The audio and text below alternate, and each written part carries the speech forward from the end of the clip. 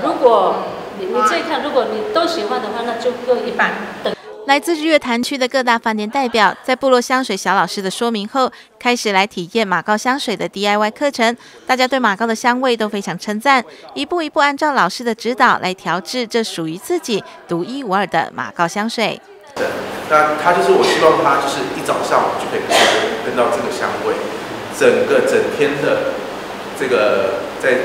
任何的时候都可以闻到这样的香气，也可以真的是带给大家有一个很舒服的感觉。那包含马告的这一个很特殊的香气，它是颠覆我们原来对马告的印象。我们的马告印象里面原来可能是一个黑胡椒，是一个辣辣的味道，但其实它是一个很清新的柠檬柑橘调。那这个柠檬柑橘调让人是很舒服的，沉浸在一个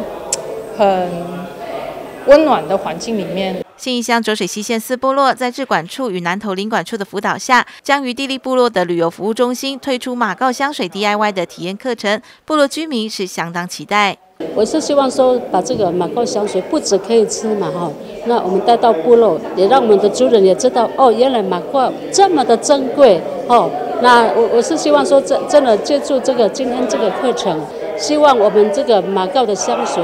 能够在我们这个台湾地区能够真的是蒸蒸日上。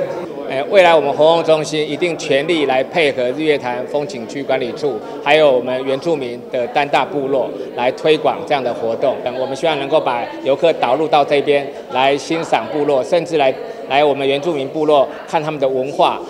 这次邀请日月潭区的饭店代表前来体验，除了要宣传布农族的马告香水，更希望借此得到这些饭店的支持协助，一起来推动马告香水 DIY 体验。